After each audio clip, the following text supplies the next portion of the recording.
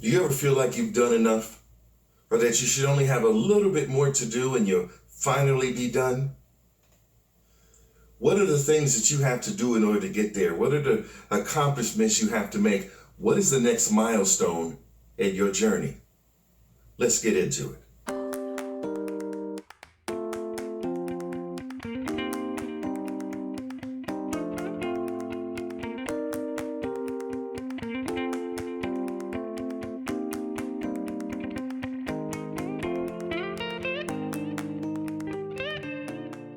Hello everyone, Wallace Russell from CoachWallaceRussell.com. You may not know exactly where you're headed, but that part of the journey that you've already passed through is well documented and littered with milestones and map markers. On the timeline of your life, you can see where you learned to drive or got your first job or where you graduated high school or when you got that first apartment. Maybe you can see where you got your first house or visited a national monument or got married or left the country for the first time. Maybe you can even see your first child. Those milestones mark the passage of time. They speak to the kind of person you are, at least who you've been.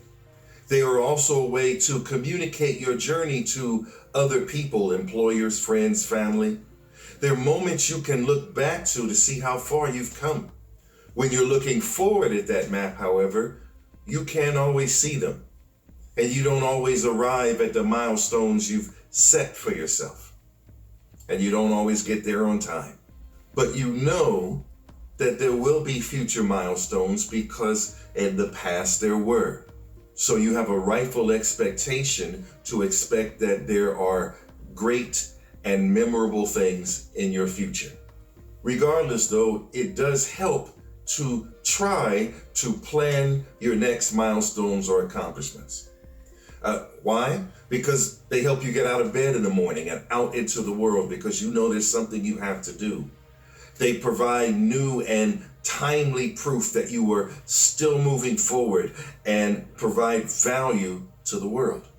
They help you focus your direction and momentum and stop you from wandering aimlessly through life, wondering when things will be different or when things might change. Here are some examples of some milestones you may consider looking forward to. Saving enough money into an emergency fund to cover 6 months of expenses. Obtaining a degree or certification. Getting that next belt in martial arts. Starting a blog or YouTube channel and keeping it going for 6 months, running or walking a marathon, or learning how to play your favorite song on a new instrument. You see, people with goals that they are actually working towards are more interesting to listen to. They have a passion for life that can be both inspirational and attractive. They're also generally happier because they are making life work for them the way they want. They have less inclination towards engaging in negative conversation and fruitless pursuits. Maybe you don't know what you're interested in or what you like your milestone to be in. That's not new. A lot of people have this challenge. My suggestion, find 5 things that you'd be willing to try.